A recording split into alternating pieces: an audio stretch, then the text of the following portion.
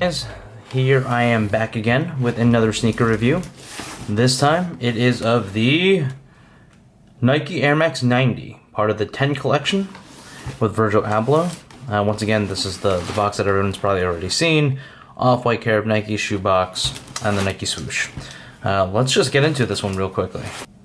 Actually, before we get started, let's get these lace up with all 4 different types of colors. I'm sure you guys want to see it, just because usually you only see 1 or 2 colors whenever you're putting them next side by side. So let me relace these, and I'll be back. Here it is with the white laces and the black shoelaces print. The green laces. Not really a fan of this on the Air Max 90. I think it looks pretty good on Blazers, but there's a little too much going on when you put these on. Are in the orange with the white shoelaces print.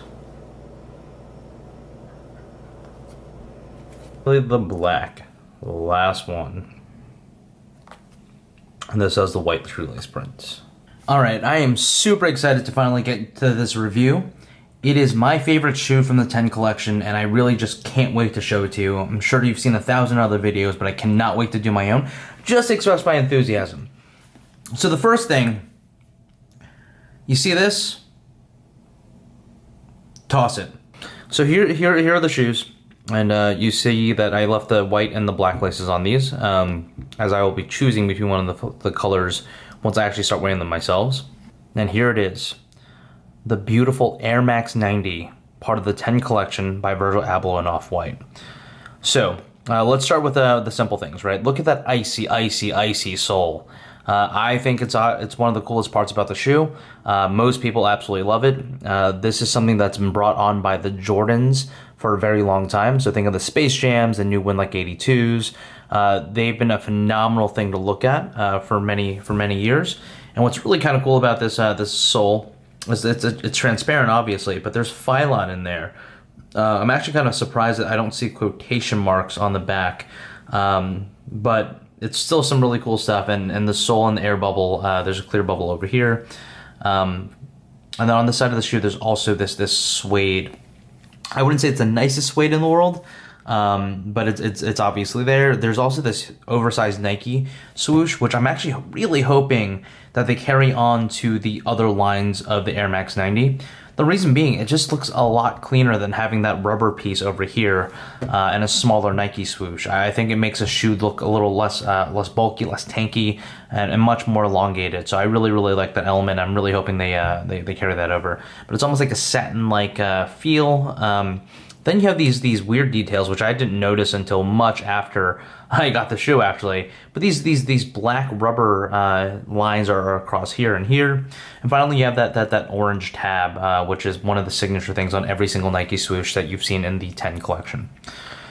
So, moving to the front of the shoe, there's also this scratchy type blue. It's a kind of like a meshy type material. I can't really describe exactly what it is. You also have this hatch pattern that's relatively, looks like it'd be bumpy, but it's actually just flat, and it's another piece of plastic that they put on top of it. And then finally, there's a little more of this this suede material. And if you run along the sides right here, this is actually leather. It's a very soft leather, and hopefully it'll wear really well compared to some of the other things that the other materials from a leather perspective that Nike usually doesn't do too well with. Moving on to the medial side, this is the signature Off-White for Nike Air Max 90 typography, and so seeing it is kind of cool. And you see this little mark over here as well, and then over here. There are other features of the shoe that I absolutely love, and I didn't find out about this till much later, is on the rear. I don't even know if people who own this shoe actually know this, because it took me a while after playing with the shoe to actually realize and notice that it was there. There's actually a serial number back here. I have no idea what it means, but you can see that the black rubber actually wraps around it, and underneath there are these numbers. If anyone knows what they actually mean, feel free to let me know underneath.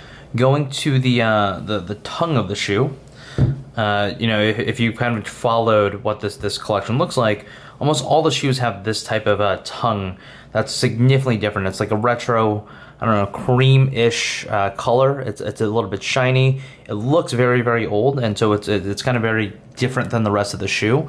In addition to that, if you kind of look at the material on top, it's kind of this unfinished, deconstructed look, which I think is interesting. It's kind of the shtick of this collection, but at the same time, you know, it's really, really different. And once you have it on feet, if you ever look at some on feet photos, or the on feet I'll be showing you in a moment, it actually makes a shoe look completely different. And so, you know, it's bulky, it's a little tankier, and you can realize it's a high fashion shoe, even though for the most part, the rest of it is pretty, I wouldn't say subdued, but it's not that unique. If you didn't know this was part of the Virgil Abloh collection, you probably would just think it was a different colorway by some collab, and is not of a big of deal as it actually is. The last thing I want to talk about is obviously the inside of the shoe. It's something that all the shoes have. You can see that it says the 10 in there, and then over there, if you look inside, there's also the hatch patterns that actually are raised in the insole. You can actually feel those after you walk around for a little bit. It's not too bad, but it's really kind of odd. It's an odd element to put inside the shoe. And if you kind of saw the close-up, it kind of looks like hairs. The shoe is not ripping apart. It's actually the type of stitching that they use and the type of foam and that the deconstructed look that they've been trying to go with. And a lot of the shoes actually have this specific type of hairy substance on it. So I think it's really interesting. That's it in terms of my review. I think overall a very, very solid construction of the shoe.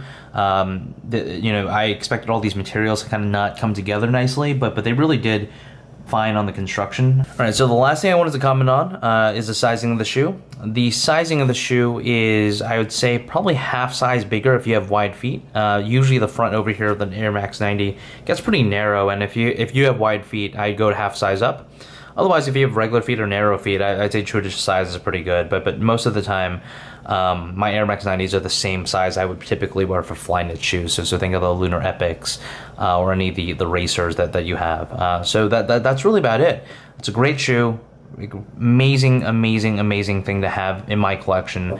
I'm stoked to wear them. I love them. I've already had compliments about them while taking some shots earlier. And so, you know, if you want to pick some up, I got these off StockX for about $580, but it seems like resale prices are going down. So hopefully you guys can get a good deal on your Facebook groups or anything like that. I've seen anywhere between about like $500 to $550 for these shoes. While it's only other way to get them, so good luck. And one more quick look around, and that's it. Now for the on feet.